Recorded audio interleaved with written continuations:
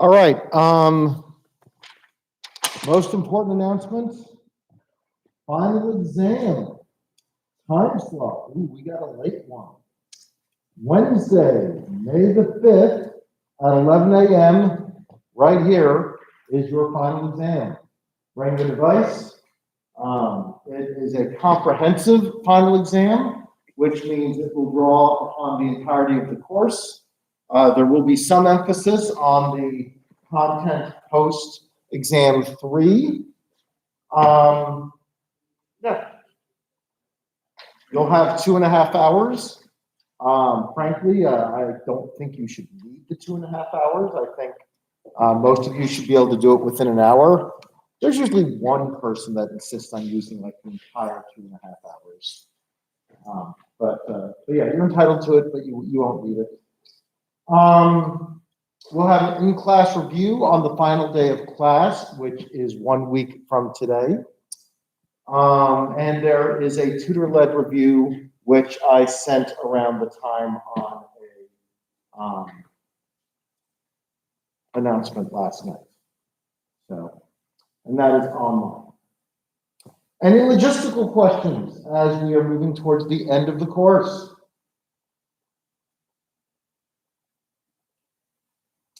Around exam day, I will open a link to submit some sort of certification of your homework completion, because that is part of your final grade. I will probably require a couple sample homeworks, either uploaded documents, or if you've been writing them out by hand, as most of you have, maybe some uploaded pictures of particular assignments. So I can get a feel for how far in depth you're going. Along with a certification of how much you felt like. So yeah, we're pushing towards the end. All right, so now we want to cover 7.2, refuting arguments. So just as there are tools and strategies that are meant to show you how to prove that a certain claim is implied by, entailed by a certain set of given premises. There are also what are called formal refutations. A refutation is where we give you a set of claims, and I want you to show that the conclusion does not follow from the set of claims. So here we've got 3 claims. This is a variation on our Butler and Maid set of claims, but we've left out one of the important claims needed to make the proof work. So from the claims, the only people at the mansion were the butler and the maid, which is T. And if the only people at the mansion were the butler and the maid, then either the butler or the maid did it. If T, then B or M. And if the maid did it, she had a motive. If M, then H. We want you to prove that the butler did it, B. But note, we've left out one of the premises of the previous argument. We left out the claim that the maid did not have a motive. And therefore, it's going to be impossible to prove B. In fact, to say it differently, B does not follow, is not entailed by these 3 claims. So here we're going to try to show the proper strategy to demonstrate a refutation to refute the possibility that B can be proven from 1, 2, and 3. It will be very similar to the strategy we learned in 7.1 for proofs. Step 1, we will assume the opposite of the conclusion. So both for refutations and formal proofs, step 1 is to assume the opposite of the conclusion. Step 2 is to use all the S and I rules you can to get inferences, to try to reach an absurdity, to demonstrate that the opposite of the conclusion is false. But when you do that, it will be impossible to reach a contradiction. So you'll be able to do a couple inferences from 1 and 2 in step 5. You'll be able to get B or M inferred because you've got T and you've got if T, then B or M. So statement 5 will be either B or M from statements 1 and 2. Step 6 from statements 4 and 5 from not B and either B or M, you'll be able to get M. And so that will be step 6. And step 7 will be from steps 3 and 6 from M, and if M then H, we'll be able to get out H. But that's going to be the end of it. By that point, you will have used every complex statement, you will have done every possible inference, and you'll have reached a dead end. All right, so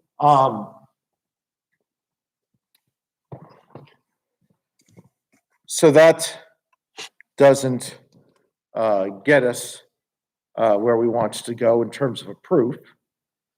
We can also look at truth assignment test. And if you use the truth assignment test here to try to show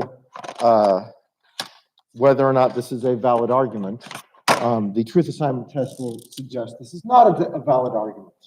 So we'll plug in premise 1 as T, premise 2 is if T, then B or M. Premise 3 will be if M, then H.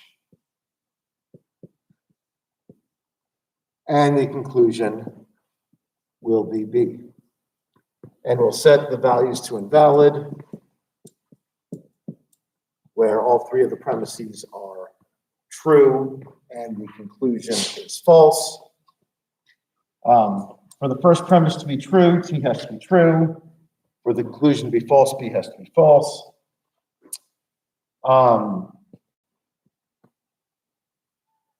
For the second premise to be true, because the left side of the arrow is true, we're going to need the right side of the arrow true. We can get that if we make the M true, and that gets us premise 2 true. And then for premise 3 to be true, again, we have the left side of the arrow true. We need the right side of the arrow true, so we need the H true. So this will suggest that when T is true, B is false, M and H are true, this will be an invalid set of values.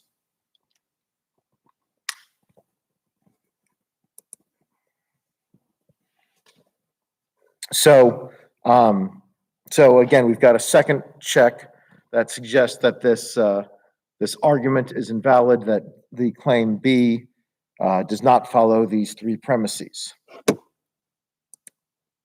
So here is the formal approach.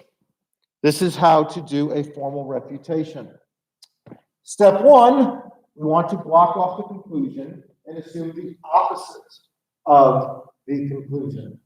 So step 1 is a formal refutation. It's exactly the same as that in 7.1, a formal proof. You start by assuming the opposite of the conclusion. Step 2 is similar in that you use all the S and I rules to do all the possible inferences. Again, I suggest that you should use the S rules first and then all the I rules.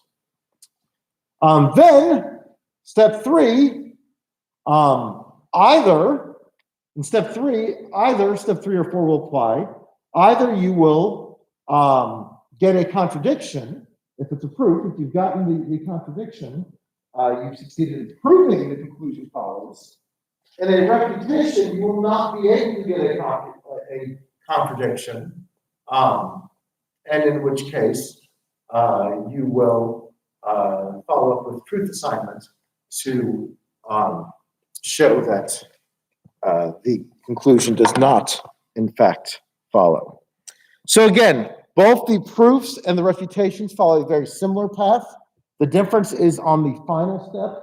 For a proof, you will derive a contradiction, which will allow you to infer the opposite of the initial assumption. The initial assumption was the opposite of the conclusion. For refutation, it will get you a set of statement letters after you've done all the possible inferences. And then you can follow up with truth assignments to show that you were correct. All right, all right, let's not jump ahead. Let's stay on 7.2. So let me do a couple of problems to show how this works. Because again, this is one of those trial and error type of skills you learn by doing.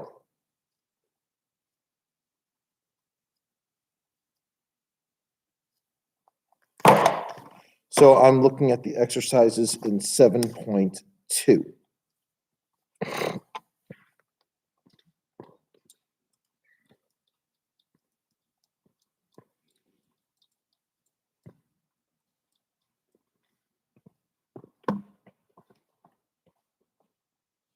In 7.2,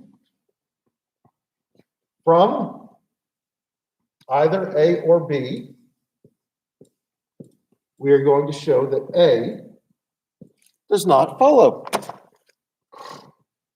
Step one, we assume the opposite of the conclusion, not A, and that's an assumption. Step two, we do all the S and I rule inferences that we can do. Here, this is like super easy. I mean, here we've got one complex statement and one simple. So we have an or, either A or B, and we have the simple needed to use the I rule for or. We have the opposite of one of the has. So statement 3 will be from 1 and 2, and it will be B. And there's no more inferences to do. And ultimately, this is what I want you to see. These simple values are going to be the values that will reveal when we do truth assignment that the argument's invalid. So A is going to be false, and B is going to be true. And when you plug those in to this argument using truth assignment, that's going to be the set of values that demonstrates that the argument is invalid. So statement 1 is A or B. The conclusion is A. We'll set it to an invalid set of values. We'll set it to the premise is true, the conclusion is false. For the conclusion to be false, A has to be false. For the premise to be true, B has to be true.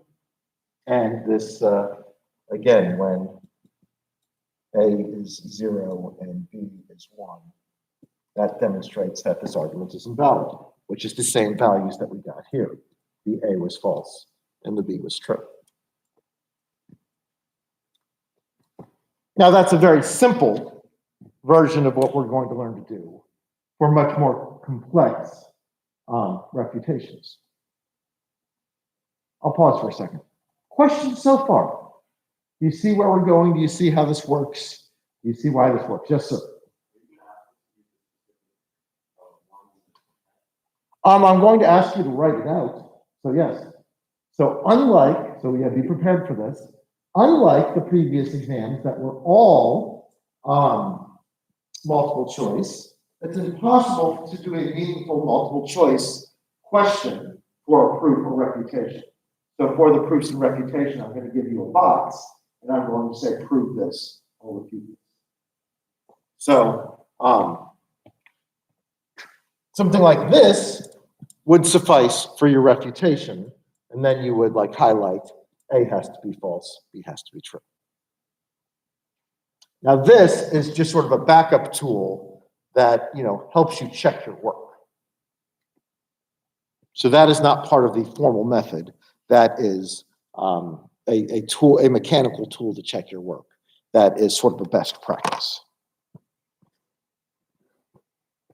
All right, well, that was a simple one. Let's do a little bit harder.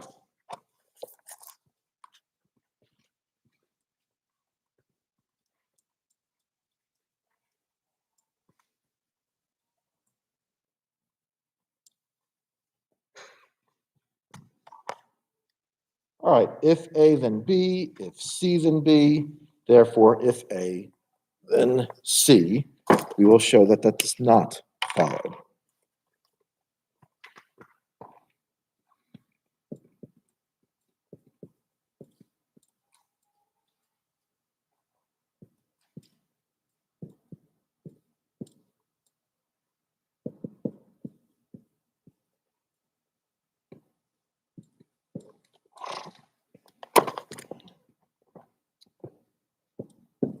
All right, so step one, again, is always the same. We're going to assume for step three, the opposite of the intended conclusion. The intended conclusion is if A, then C. So we're going to assume not the case if A, then C. Then we're going to do all the S and I rule inferences that we can. And again, I told you to do the S rules first. And you can use an S rule on 3, negated conditional. 3 will get you statements 4 and 5, A, and not C. That is from statement 3. That is from negated if then, if. All right, now I've done all the S rules possible. Let's go back and use all 5 statements and see if there's any I rules we can use. And of course, there are. 1 and 4 can get me a B using the modus ponens error rule, going left to right.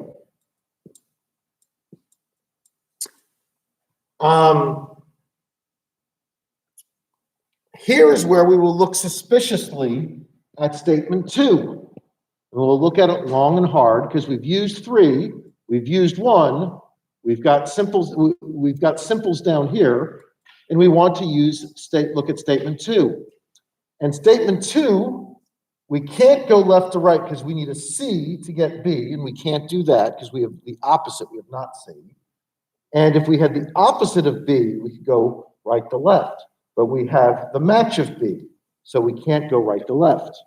2 is what is called broken. 2 is when you have a complex statement and you have at least one of the halves, but you can't do an inference. So we don't have to use 2. We don't have to do anything with 2 because it is broken. So this looks like this argument is invalid when A and B are true and C is false. So then we can use truth assignment to confirm that. Let's all right, so for the conclusion to be false, A has to be true and C has to be false. We plug those values in. 2 is going to be automatically true because when you've got false on the left side of an arrow, the arrow is true. For 1 to be true, we need to make the B true, which makes the arrow true. And look, voila. A is true, C is false, B is true. So this argument is invalid, proven, the refutation is demonstrated on A is true, B is true, C is false.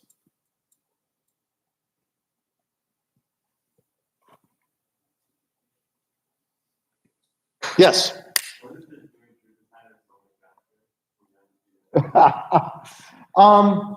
For these short ones, yes. The problem will be once you get like bigger proofs, the truth assignment won't work. There'll be too many values you can't narrow down the truth or false, which is why we don't just rely on truth assignment.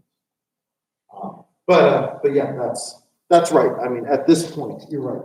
Just doing truth assignment would be quicker. All right, let's do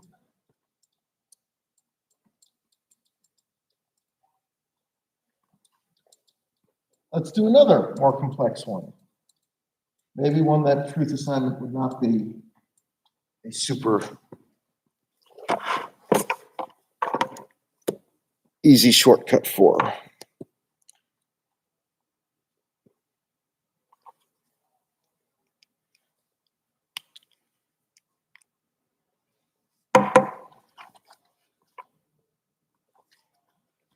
From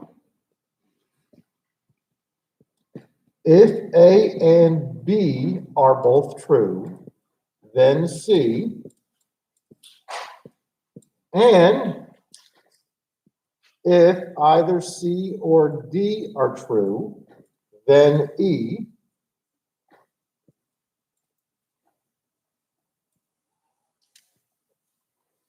we are going to show that not both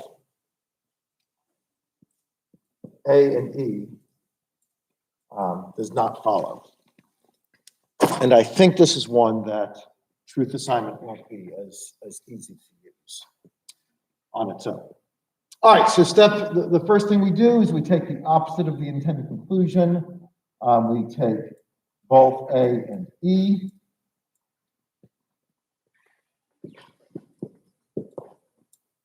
Then we look at our given statements, 1, 2, and 3, and we try to use S rules.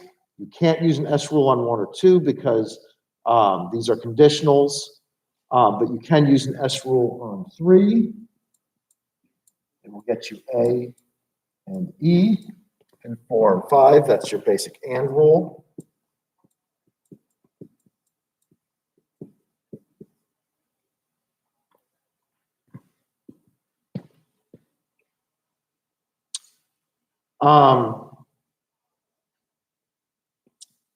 Then we're kind of in a weird place here because is that supposed to be A and E or A and B? Did I write that down right? Yeah, just there it is. It's if C or D, then not E. That's what I copied wrong, and that makes a big difference. All right, so can't do anything with 1. But with 2, we have the opposite of the right side of the arrow. E is the opposite of not E, which will get us the opposite of the left side of the arrow. So step 6 will be negated either C or D from 2 and 5.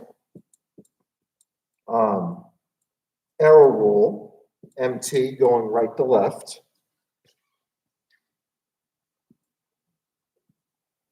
Once we've got that, then we have to look at 6 and ask, is there anything we can do with 6? And there is. We can use an S rule. We can use the NOR rule. And the NOR rule gets us not C as well as not D.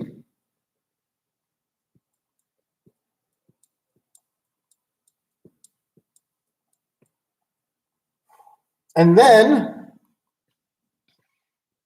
since we've used 3, 6, and 2, each of our compound statements other than statement 1, I would recommend staring suspiciously at statement 1 and asking, is there anything that can be done with statement 1? And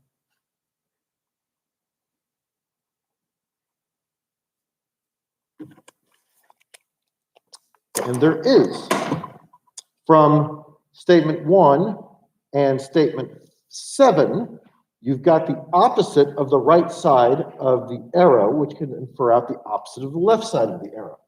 So for statement 9, you will get not both A and B, and that is from 1 and 7.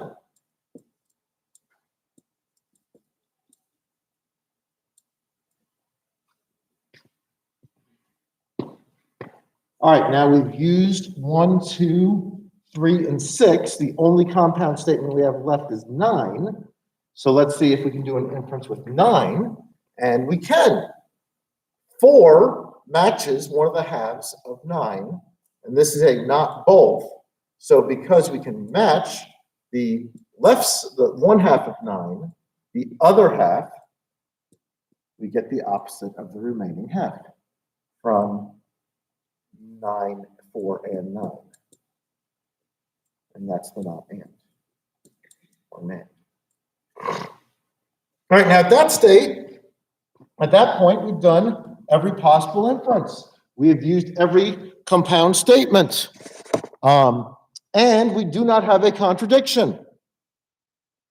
So at that point, you can look at each of the single letter statements, and we can get our values that show that it is invalid on values. A is true, B is false, C is false, D is false, and E is true. And this is why you can't just use truth assignment, because if you just started with this, you'd never know what to assign to the letters. But if you've already done this, you can plug in the values that you've used to confirm.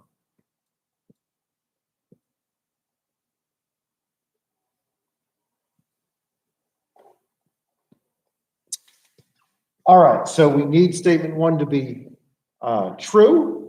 The and will be false, which makes the left side of the arrow false, which makes premise 1 true.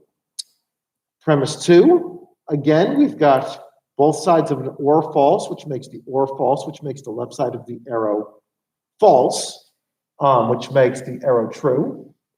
And for the conclusion, we've got both halves of the negated and true. So this says not both, but both actually are true, which makes the conclusion false. So again, it is invalid on these 5 values.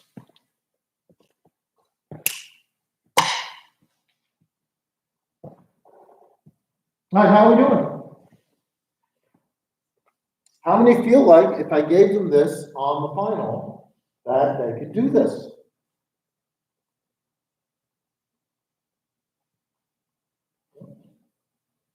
We're getting it. All right, so some questions? Yes. So pretty much you guys not like look at every compound thing. Yeah, what makes you done is this. What makes you done at this level refutation, there's a harder version of refutations in 7.4 or 7.3 or 4. 7.4 we'll talk about. Yeah, right now what we're looking for, have you used every complex statement in an inference? Or if you haven't used it in an inference, do you possess one of the halves and it's broken, so you can't do the inference? So that's when you're done, when you've you either every statement is used or broken.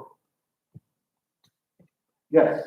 So on the exam, are there going to be specific questions just asking that we only like this type of way of doing it? Yeah, I mean, again, I'll need to see, your work, I'll have to see your S&I rules. Because this is part of what we use the S&I rules for. And you can't really, you won't be able to use truth assignment to prove that this is invalid. So, I'm going to give you something that tests the sort of higher powered version of this. Because if I was just going to give you something like the first 1 or 2, you could have just used truth assignment and never bothered learning the S&I rules. Now, when we get to section 7.4, what we would get is a very difficult version of this, where there's not enough, you don't have the right premises to get values for everything.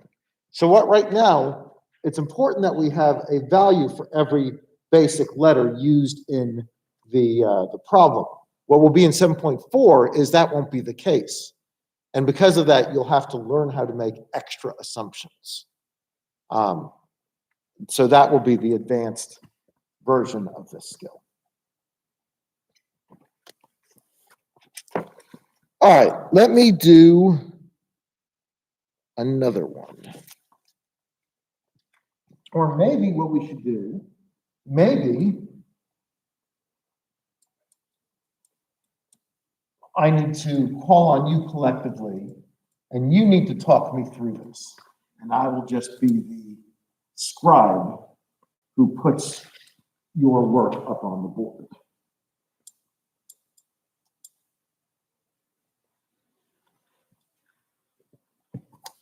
All right, so this is number.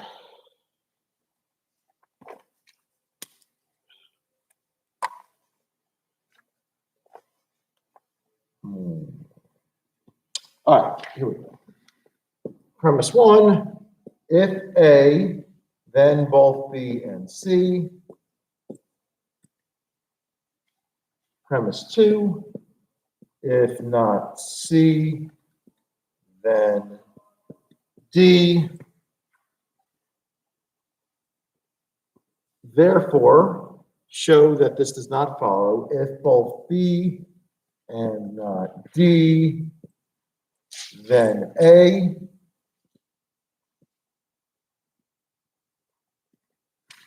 All right.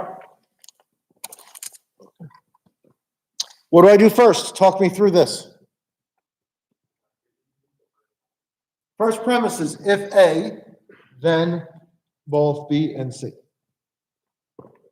So talk me through this. Good. Step one, the right answer for any sort of problem in chapter 7, when I ask what do I do first, the right answer is always start by assuming the opposite of the conclusion. So premise statement 3 will be, it is not the case of if both B and not D, then A. That's our assumption. Okay, what do I do next?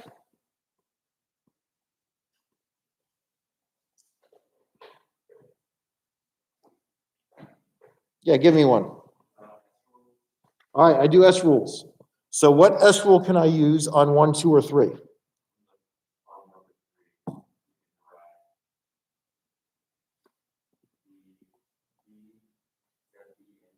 That is B and not D.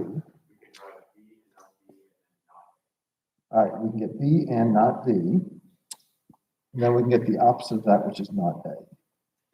So we get from 3, negated if then, we get these, and I'll put a little check mark because we use 3. All right, somebody other than those two. What do we do next?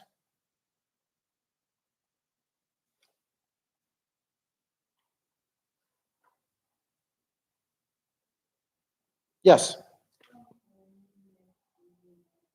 Good. So again, we're still trying to use S rules. We can't use an S rule on 1 or 2. We've already done 3. Statement 4 is a straightforward and.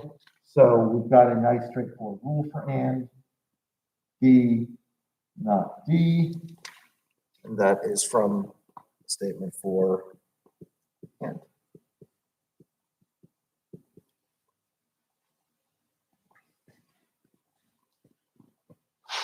All right, so we've used 3 and 4. What do we do next?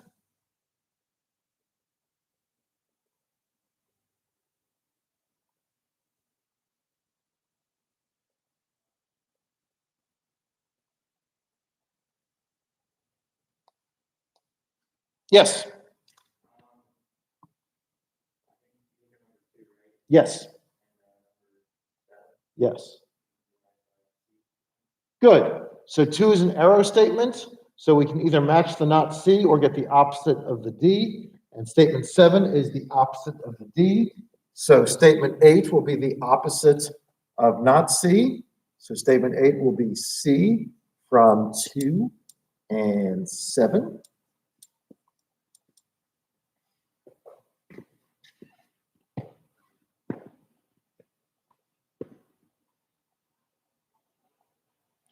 All right, what do we do next?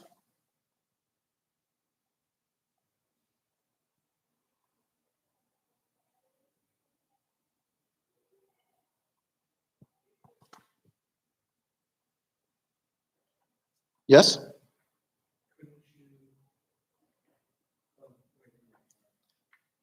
That's fine.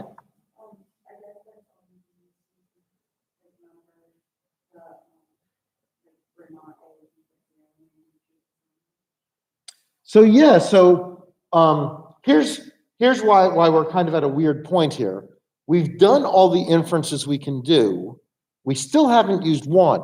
So we have to stare at one for a second and ask, make sure this is broken. And it is broken because of number 5.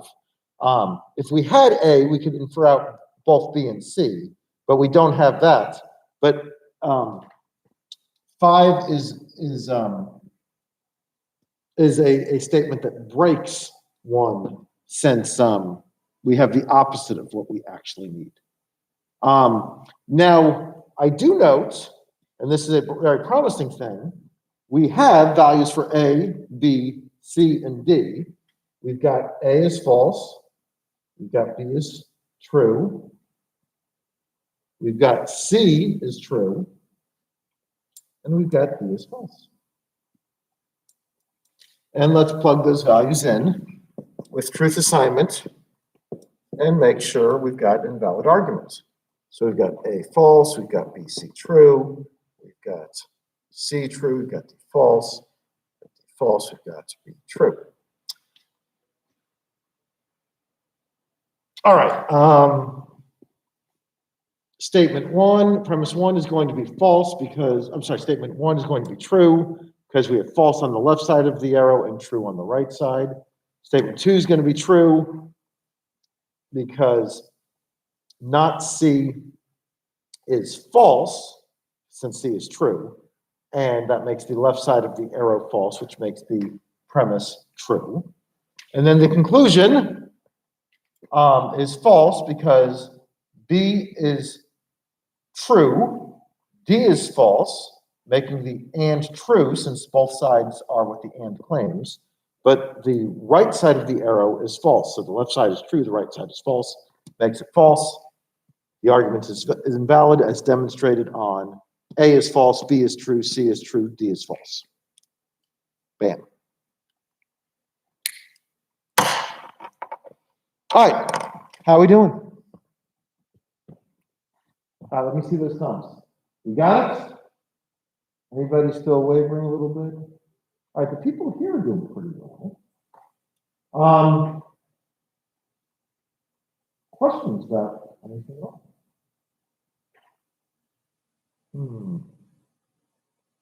Yes. So we're trying to disprove the conclusion, so we can't use conclusion at all. We're trying to refute the idea that this conclusion follows. That's right. We're trying to disprove. So 7.1 is a proof. This is a kind of a disproof.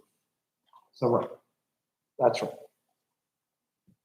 And when we disprove, what we're proving is what we're showing is the argument is invalid. And we're using the S&I rules and complicated combinations to reach that.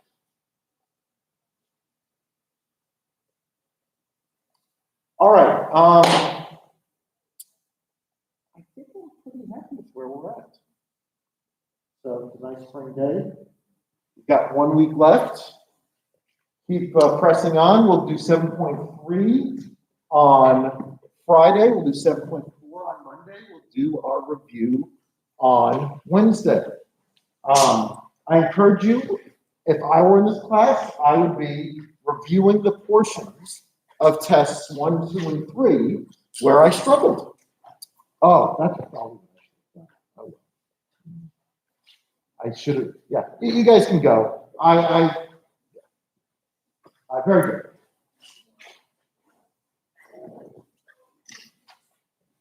Yes. Yeah, I should release all the answers. That's what I need to do. I don't do that automatically because there's people who haven't taken the test yet. So, I don't want the roommate to say, "Hey, I got all the answers over here." Yeah.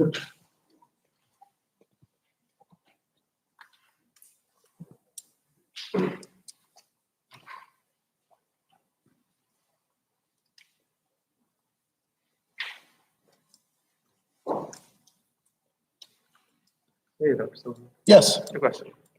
I don't know if you saw the email I sent you last night. It was a little bit late, so sorry about that. But I don't care. I mean, I don't sleep with my phone on next to my bed, so I don't hear when I get a. So here, let me call it up since we've got a few minutes here.